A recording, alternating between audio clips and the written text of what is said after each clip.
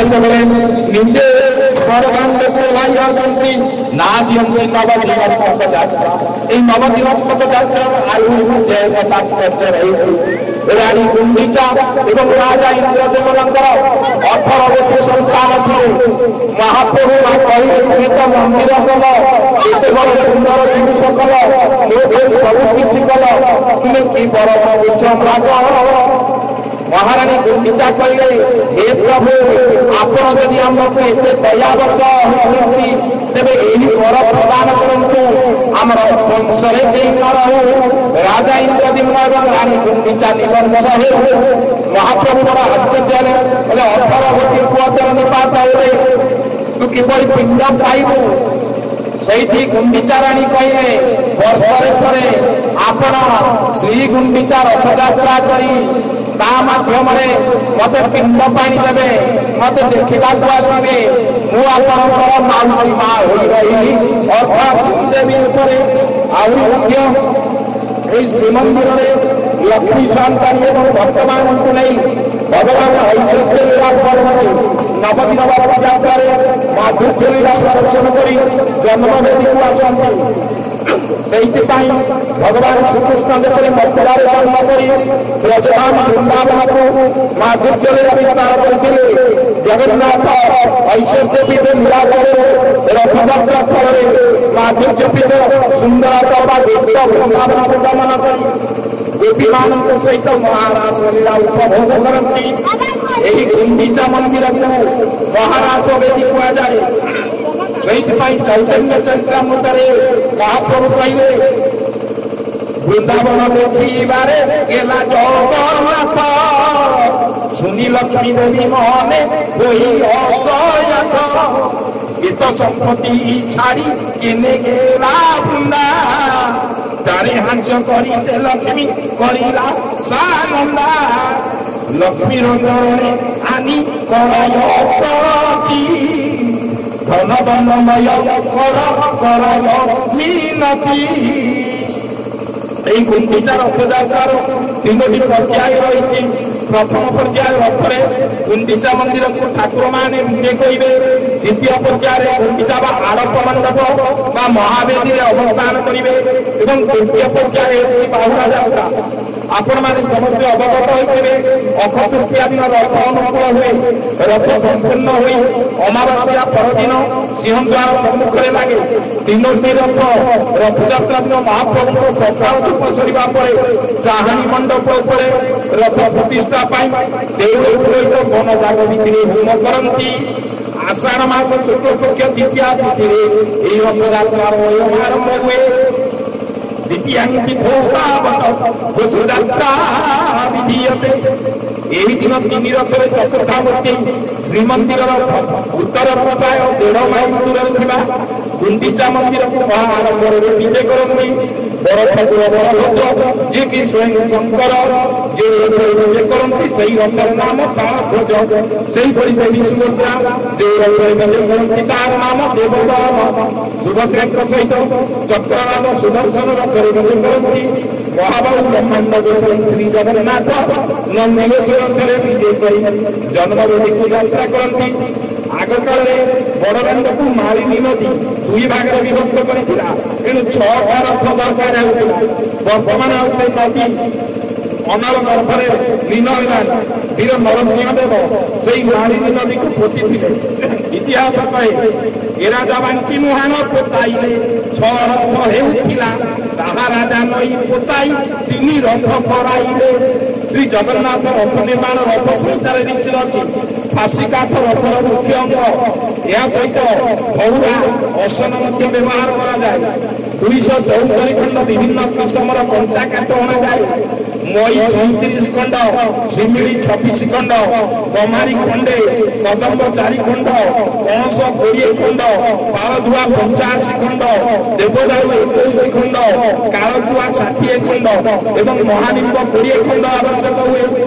ନନ୍ଦିଘୋଷ ରଥର ଉଚ୍ଚତା 33 ହାତ 5 ଆଙ୍ଗୁଳ, ଷୋଳଚକ ଏଇ ରଥରେ 832ଟି ମାପର କାଠ ଲାଗିଥାଏ।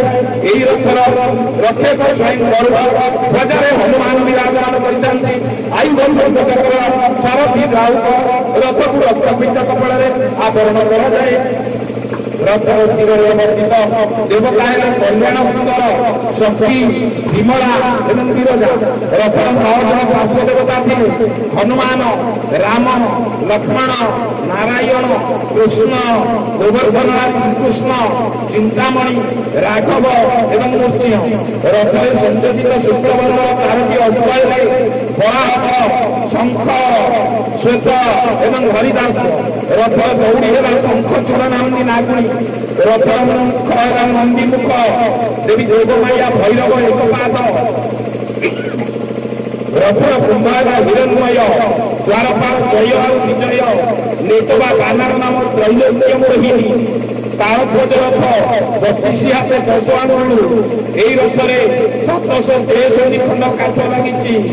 ଆୟୁଧ ହେଲା ହଳମୂଷଳ, ରକ୍ତମୂଳ କପଡ଼ା।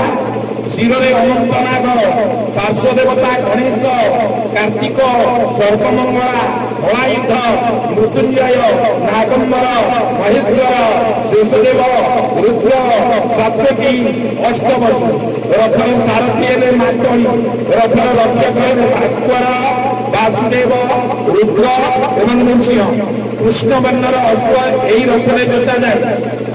ଏହି ଅଶ୍ଵମାନଙ୍କ ନାଁ ହେଲା ତୀବ୍ର, ଘୋର, ଦୀର୍ଘଶ୍ରମ, ସ୍ୱର୍ଣ୍ଣନାଭ। ରଥ କୁମ୍ଭର ନାମ ଭୁବନ, ବିଶ୍ୱ, ପୃଥିବୀ।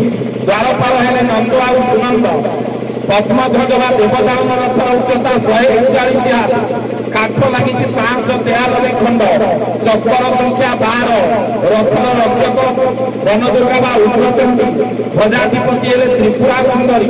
ରଥର ଆୟୁଧ ପଦ୍ମ, ଶ୍ଵେତପଦ୍ମ। ରଥର ଆବରଣ କୃଷ୍ଣ ଆଉ ଲୋହିତ ବର୍ଣ୍ଣ। ରଥର ଶିର ଦେବତା ହେଲେ ଭକ୍ତି ସମେଧା। ରଥର ପାର୍ଶ୍ୱଦେବୀ ହେଲେ ବିମଳା, ଚାମୁଣ୍ଡା, ଭଦ୍ରକାଳୀ, ହରଚଣ୍ଡୀ, ମଙ୍ଗଳା, ବରାହୀ, କାତ୍ୟାୟିନୀ, ଜୟଦୁର୍ଗା, କାଳୀ। ରଥର ସାରଥୀ ଅର୍ଜୁନ। ରଥରେ ସଂଯୋଜିତ ଲାଲ ବର୍ଣ୍ଣର 4ଟି ଅଶ୍ୱର ନାମ ରୁଚିକା, ମୁଚିକା, ଚିତା, ଅପରାଜିତା। ରଥର ରଥ ହେଲା ସ୍ୱର୍ଣ୍ଣଚୂଡ଼ ନାଗ। ରଥର ମୁଖ ହେଲେ ବ୍ରହ୍ମବକ୍ର। ରଥର ଦେବୀ ହେଲେ ଭୂଦେବୀ ଆଉ ଶ୍ରୀଦେବୀ। ଗଙ୍ଗା ଓ ଯମୁନା 2 ଜଣ ଦ୍ୱାରପାଳ। ରଥର ନେତ ନାଦାମ୍ବିକା ନାମରେ ପରିଚିତ। ଏହି ରଥ ପ୍ରତିଷ୍ଠିତ ହୋଇ ପୁଷ୍ପମାଳରେ ସୁସଜ୍ଜିତ ହେଲା ପରେ ବିଗ୍ରହମାନଙ୍କର ପହଣ୍ଡି ହୁଏ। ପ୍ରଥମେ ପହଣ୍ଡିରେ ଚକ୍ରରାଜ ସୁଦର୍ଶନ ଦେବଦଳନ ରଥରେ ବିଜେ କରନ୍ତି। ସୁଦର୍ଶନ କାହିଁକି ଦେବଦଳନ ରଥରେ ବିଜେ କରନ୍ତି? ଗବେଷକ ହରିହରଙ୍କ କହନ୍ତି ହିନ୍ଦୁ ତନ୍ତ୍ରରେ ଜଗନ୍ନାଥ ମହାଭୈରବ, ସୁଭଦ୍ରା ମହାଭୈରବୀ, ବଳଭଦ୍ର ବିନ୍ଦୁ, ସୁଦର୍ଶନ ଲିଙ୍ଗ। ଆଷାଢ଼ ମାସ ହେଉଛି ସୃଷ୍ଟିର ମାସ। ତେଣୁ ସୃଷ୍ଟି ଉଦ୍ଦେଶ୍ୟରେ ମହାପ୍ରଭୁ ଶ୍ରୀମନ୍ଦିରରୁ ବାହାରନ୍ତି। ପ୍ରଥମେ ଲିଙ୍ଗାକୃତି ସୁଦର୍ଶନ ପ୍ରଚଳନ ହୁଏ। ସୃଷ୍ଟି ଅର୍ଥରେ ଲିଙ୍ଗ ନାରୀକୁ ଉଦ୍ଦେଶ୍ୟ କରି ଉତ୍ଥିତ ହୁଏ। ତେଣୁ ସୁଦର୍ଶନ ପହଣ୍ଡି ହୋଇ ସୁଭଦ୍ରାଙ୍କ ଦେବଦଳନ ରଥରେ ଅବସ୍ଥାନ କରନ୍ତି। ସୁଦର୍ଶନଙ୍କ ପରେ ବଳଭଦ୍ରଙ୍କ ପହଣ୍ଡି, ଏହାପରେ ଦେବୀ ସୁଭଦ୍ରାଙ୍କ ପହଣ୍ଡି, ଶେଷରେ ମହାପ୍ରଭୁ ଭୁବନ ମୋହନ ଜଗତ ଜୀବନ ମହାବାହୁ ଶ୍ରୀ ଜଗନ୍ନାଥ ପହଣ୍ଡିରେ ଆସି ହଲି ହଲି ଧରି ଧରି ଭକ୍ତବେଶର ମୁଖାଣି ଖେଳି ଶ୍ରମ ଝାଳ ବୁଆଇ ଅଭିନୟ କରି ନନ୍ଦିଘୋଷରେ ବିଜେ କରନ୍ତି। ଶ୍ରୀ ସୁଦର୍ଶନ ଏବଂ ଦେବୀ ସୁଭଦ୍ରା ଦୈତାମାନଙ୍କ ହାତ ଏବଂ କାନ୍ଧରେ ଭରା ଦେଇ ରଥକୁ ବିଜେ କରୁଥିବା ବେଳେ ବଡ଼ ଠାକୁର ବଳଭଦ୍ର ଏବଂ ବ୍ରହ୍ମାଣ୍ଡ ଗୋସାଇଁ କାଳିଆ ଠାକୁର ଦୈତାମାନେ ପାଟ କରି ଏବଂ ରଥ ଦ୍ୱାରା ଘୋଷାରି ଘୋଷାରି ତାଙ୍କୁ ପହଣ୍ଡି କରାଇ ଆଣିଛନ୍ତି। ପ୍ରକୃତ କଥା ହେଲା ମହାବାହୁ ନିଜ ଇଚ୍ଛାରେ ଲୀଳା କରି ପେଲା ପେଲା ଖାଇ ଆଗକୁ ଯିବାକୁ ଭଲ ପାଆନ୍ତି। ପୁଣି କେବେ ରାସ୍ତାରେ ଅଟକି ଯାଇ ଧକ୍କା ମାରନ୍ତି। ତାଙ୍କୁ ନିଭାରେ ଶକ୍ତି ଭକ୍ତର ଛଡ଼ା ଆଉ କାହାର ଅଛି? ଠାକୁରମାନେ ରଥରେ ବିଜେ କଲେ ଠାକୁର ରାଜା ସୁନାମାର୍ଜନ ଦେଇ ରଥରେ ଚୋରା ପହରା କଲେ। ବାମଦେବ ଚିନ୍ତା କରେ ତଦସ୍ତ ରାଜା ପରିଶୋଧନାନ୍ତର ସତ୍ୟକୃତା ପରିମାର୍ଜହି ତତ୍ସାଚ ସିଞ୍ଚୈତ ଚତୁରାଜ ବଚ୍ଚମ୍ ଶ୍ରୀଚନ୍ଦନ ଜନମକୋଇ। ଅର୍ଥାତ୍ ଚେରା ପହରା ସମୟରେ ଆଗରେ ଚନ୍ଦନ କାଢ଼ି सिंचन होगा विधि विधान यापर रथटଣା काम आरंभ जब भीम निज आत्मजीवनी लिखिले जगन्नाथ रथरे बसीजार बड़ उत्सव दिन राजा मंदिर आगे पाहाच को सुनार पहरारे उड़ाती ये जना जाए गजपति विद्वेषीय देवता पर्यंत ठाकुर मान पहुंचे श्रीमंदिर पाहाच और रास्ता को सुना खड़िकार राजा उड़ाऊे परवर्ती समय ओडिशार स्वाधीन राजा मुकुंद देव रथरे छेरा पहरा विधि आरंभ है यही सत्य होते पद्मावती पुरुषोत्तम देव रथ विवाह करते किंवदंती रही ऐतिहासिक सत्य हो पारे